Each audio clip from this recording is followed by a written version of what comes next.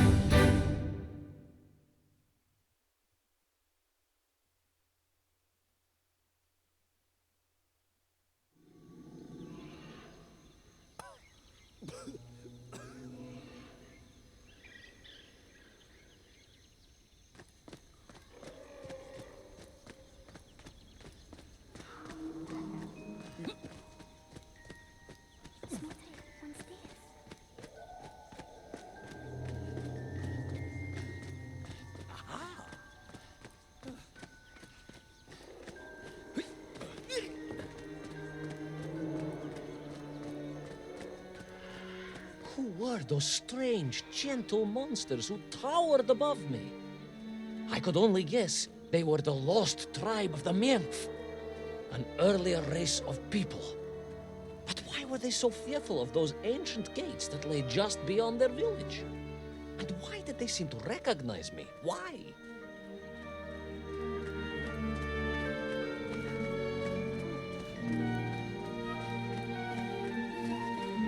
Yes, I'm also wondering why. No, a как же, General? Who was I to question such things? Trapped as I was deep underground. I was more curious, I must admit, about the location of little Orpheus.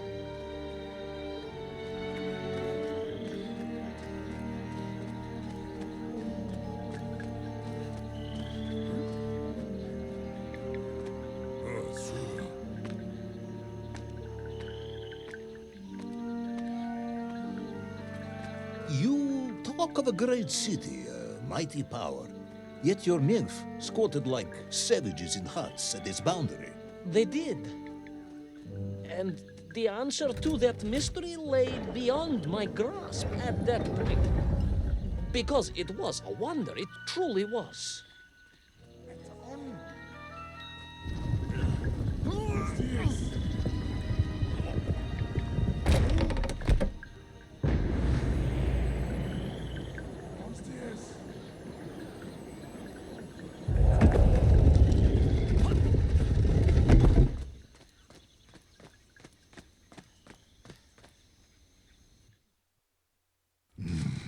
The lost city of Agartha.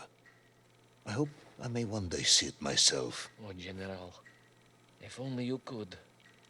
Unfortunately, as I shall explain, should you seek Agartha now, you wouldn't find it. It has been utterly destroyed.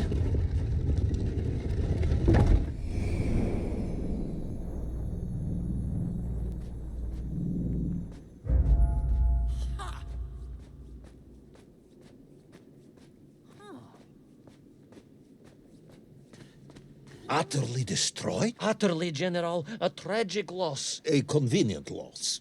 I imagine archaeologists weeping as I tell you. But most importantly, before we continue, you must understand one crucial fact about its destruction. Which is? It wasn't my fault.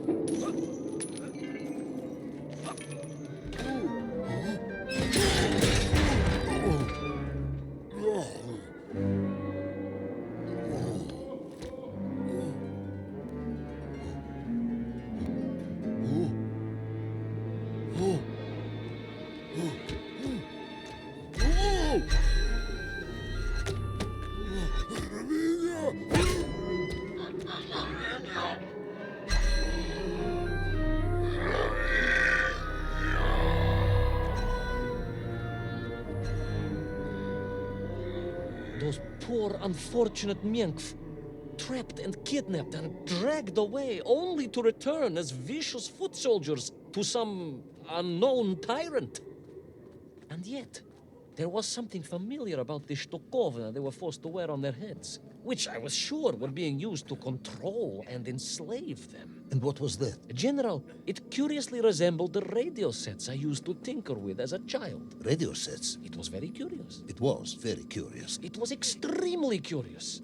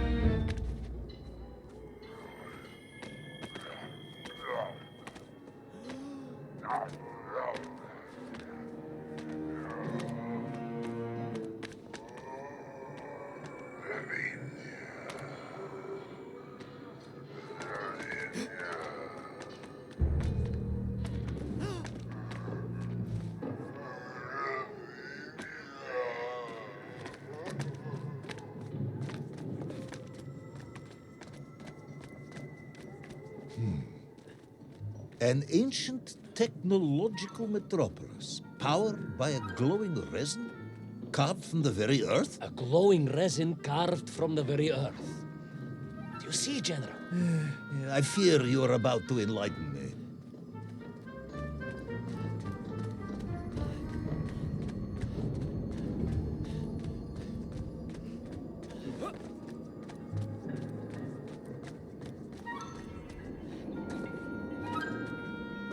Little Orpheus must have been drained by the impact, but whoever had stolen it and brought it here was no doubt planning to use the Agarthan resin to charge up the atomic bomb, restoring the device to its full potential.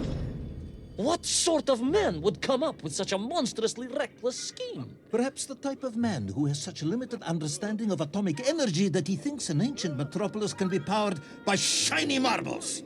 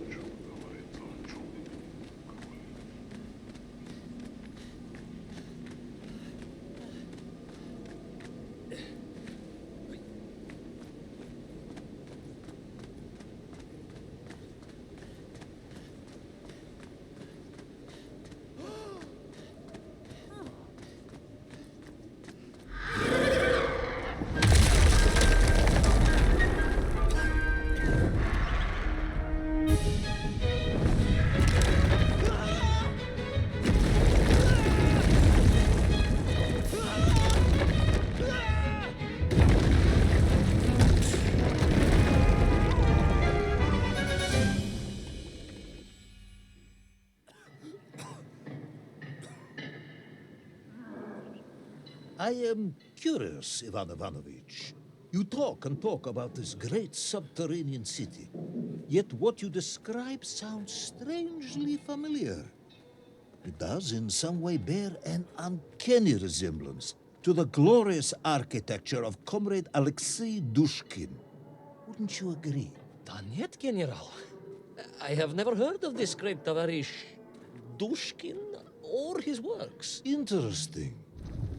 Because you were photographed on the steps of his marvelous Vysoka na Krasnich Varotach, shaking hands with the Glavny Constructor. That was the chief designer?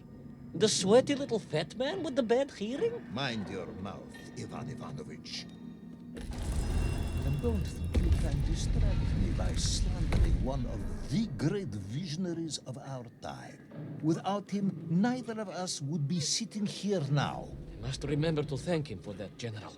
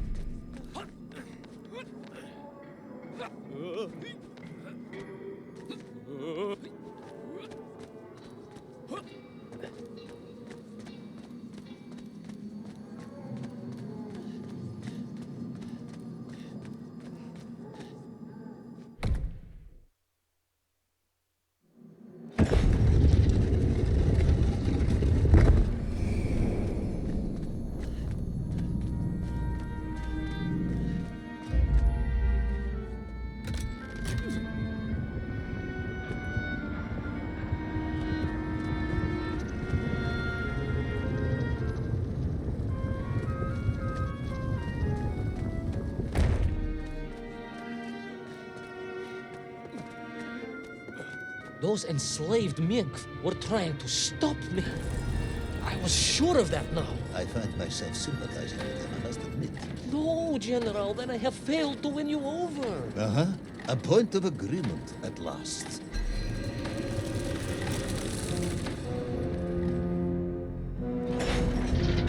Those enslaved Mink were trying to stop me. I was sure of that now. I find myself sympathizing with them, I must admit.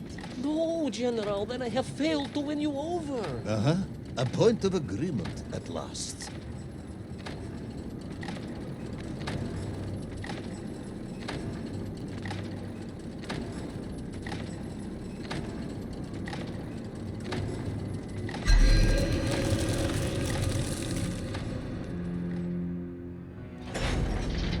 Those enslaved Mink were trying to stop me. I was sure of that now. I find myself sympathizing with them, I must admit. No, General, then I have failed to win you over. Uh-huh. A point of agreement at last.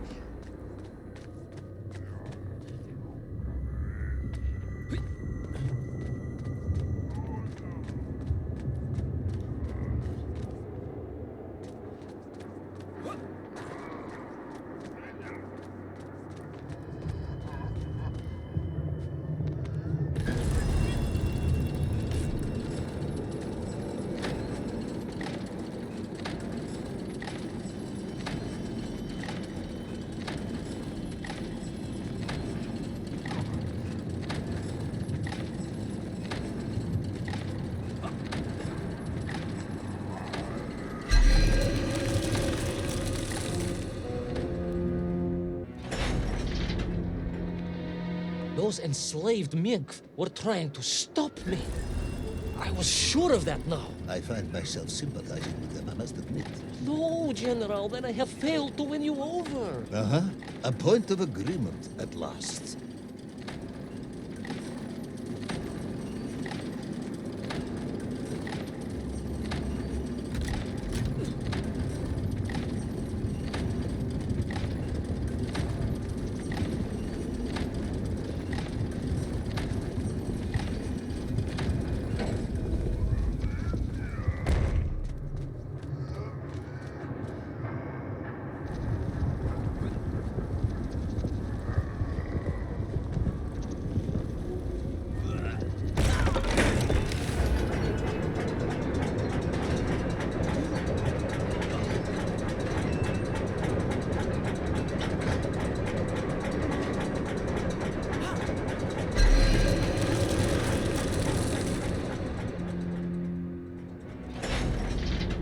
Those enslaved Mink were trying to stop me.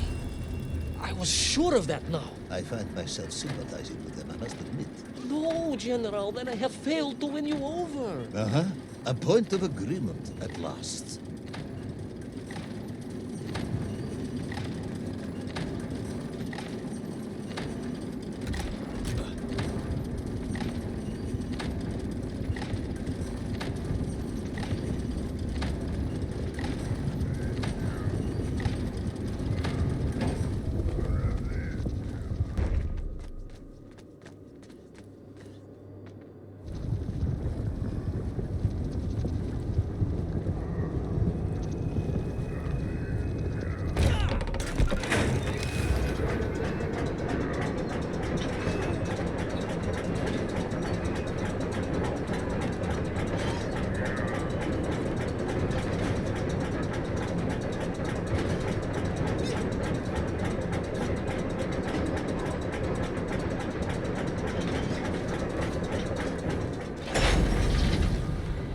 Ask again, General. Are you mocking me? That would be unprofessional, comrade. I will try harder to convince you then. It is, after all, a cautionary tale of unleashed tyranny. It is a cautionary tale of unleashed idiocy. But please, do continue.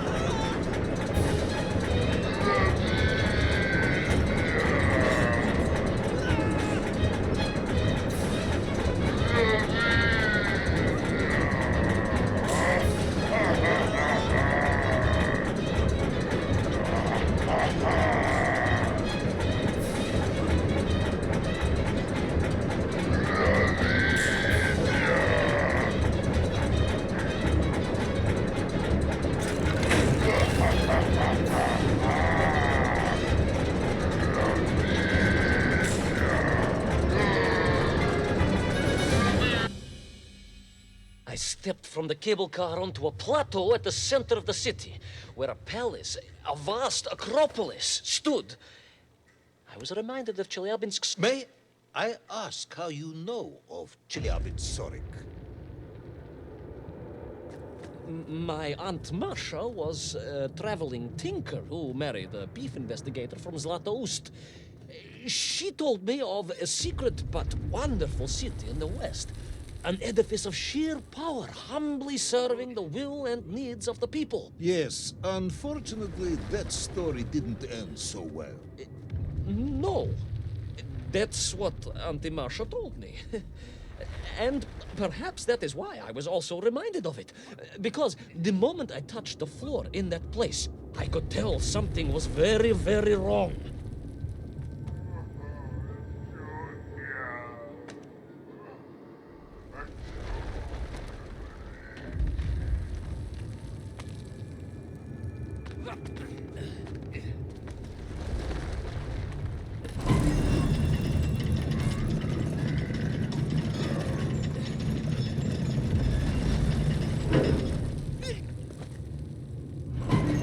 The ground had begun to shake alarmingly, and the whole city felt as if it was shuddering. I could only imagine what I would find in the heart of the vast temple. If it isn't a giant glowing marble, I'm going to be very disappointed.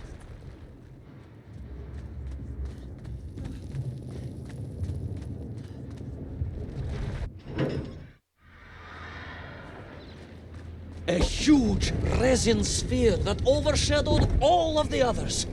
I caught glimpses through the twisted architecture. And it was then I saw him. Him? The thief, the enslaver, the tyrant, sucking the power from this wondrous city as he drained the very lifeblood of the ancient civilization and drew it into the atomic embrace of little Orpheus. With a song in my heart, I raced onwards to stop him.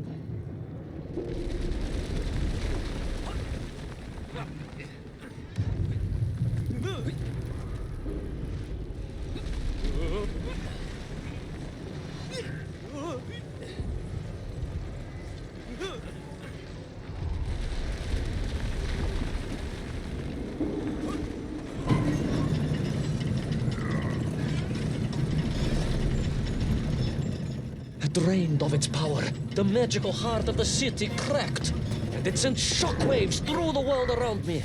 A true monster, General, willing to bring down the mountain itself upon Agartha and bury it forever in his ruthless scheme. I could not save that wondrous place, General, to my shame and regret.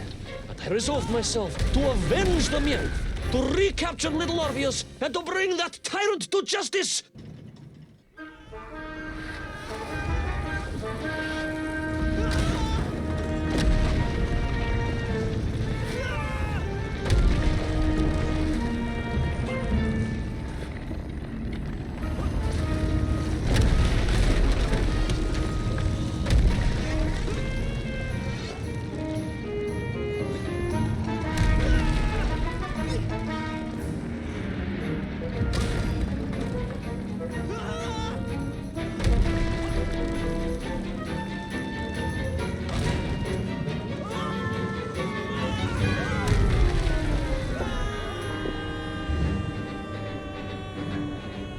Will our plucky yet careless hero fall forever through those unknown skies? Will he discover the identity of the brutal thief commanding the army of the Menk?